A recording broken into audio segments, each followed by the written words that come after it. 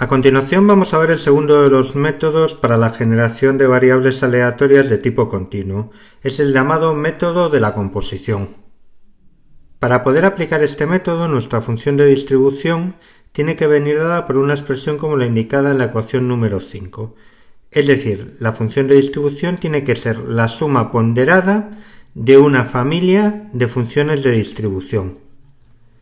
Y la clave para poder aplicar el método es que nosotros sepamos de forma sencilla generar variables aleatorias correspondientes a las variables xjésimas.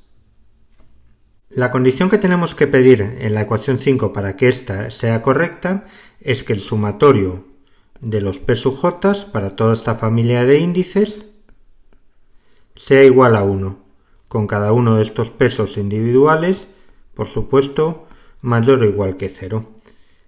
Entonces, el proceso de generación de muestras de la variable aleatoria x es el siguiente. Primero vamos a obtener una muestra de una variable aleatoria que tenga como función de masa los pesos que tenemos en la composición de la función de distribución. ¿Cómo lo podemos hacer? Pues lo podemos hacer con el método que ya conocemos para generación de muestras de variables aleatorias de tipo discreto.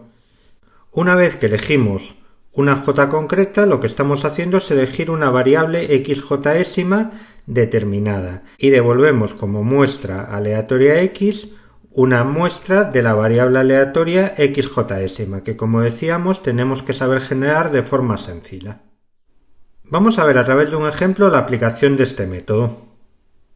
Bien, en este ejemplo nos dan que nuestra función de densidad viene dada por esta expresión. Bien, en este caso sabemos que está compuesta por dos partes, viendo la forma que tiene la función de densidad, ya que cada una de estas dos expresiones parece corresponderse con la función de densidad de una variable aleatoria de tipo exponencial. En concreto, tendríamos que para la variable aleatoria x sub 1,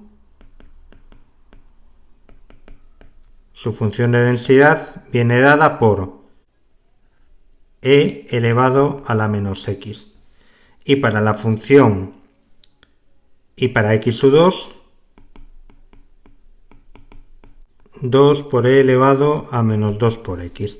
¿Por qué sabemos que tienen que tener esta expresión? Porque habíamos visto en el ejemplo 1 que una variable aleatoria de tipo exponencial tiene como función de densidad siempre lambda por e elevado a menos lambda x. Vamos a comprobar ahora entonces si los pesos están correctamente definidos, es decir, si su suma es igual a 1. Para eso, de la primera parte de la ecuación sabemos que un cuarto por e elevado a menos x tiene que ser igual a p sub 1 multiplicado por nuestra función de densidad de probabilidad, c elevado a la menos x. Esto implica que p sub 1 es igual a un cuarto. Por otra parte, sabemos que 3 medios de elevado a menos 2x tiene que ser igual a p sub 2 la función de densidad de probabilidad de x2, es decir, 2 por e elevado a la menos 2 por x.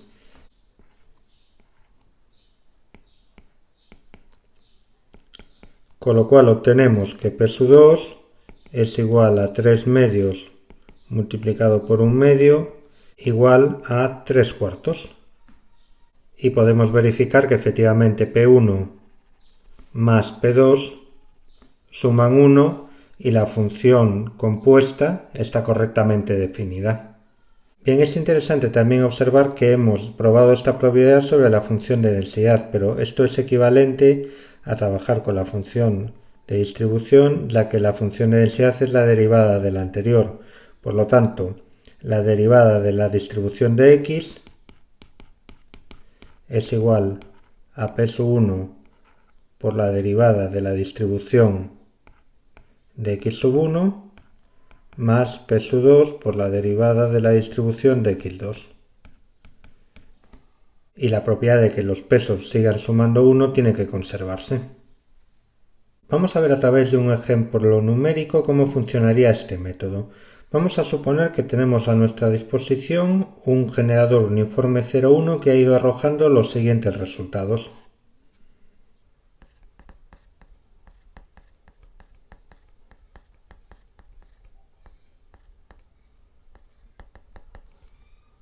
Para generar una muestra de x, lo primero que tenemos que hacer es elegir si generamos la muestra de la variable aleatoria x1 o de la variable aleatoria x2. Lo vamos a hacer de la variable x1 con probabilidad 1/4 y de la variable x2 con probabilidad 3/4, cogiendo los pesos que hemos calculado anteriormente. Para generar una variable aleatoria discreta vimos que lo que hacíamos era dividir el intervalo u entre 0 y 1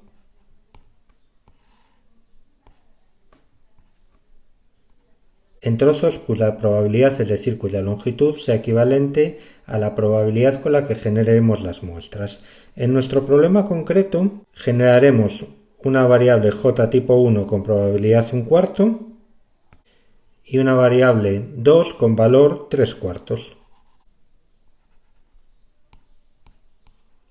Es decir, cuando saquemos una muestra de u en la zona roja devolveremos un 2 como resultado y cuando la generemos en la zona verde devolveremos un 1 como resultado.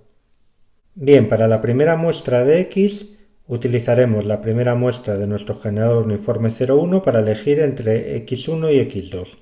Como u vale 0,3 estará situado en este punto de aquí, por lo tanto escogeremos la variable aleatoria x2 y lo que tendremos que hacer es devolver como muestra de x una variable generada con un generador que nos proporcione muestras de la variable x2.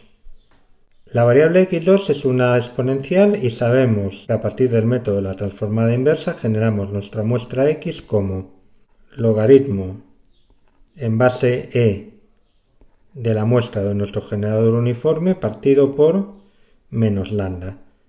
Aplicado en nuestro caso tenemos que generar la siguiente muestra del generador uniforme 0,1, es decir, utilizaremos la muestra 0,2, con lo cual obtendremos logaritmo en base e de 0,2 dividido por lambda, que vale 2, es decir, dividido por menos 2. Si lo calculamos, el resultado para este caso es igual a 0.80472.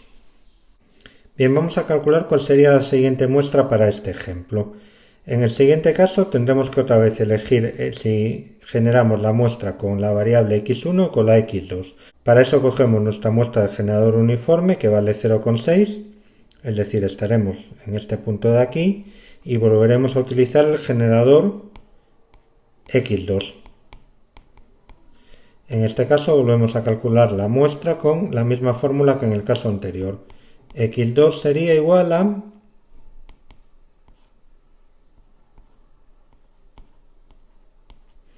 tenemos que utilizar la siguiente muestra del generador uniforme dentro del logaritmo, es decir, 0,8. El resultado es igual a 0.11157.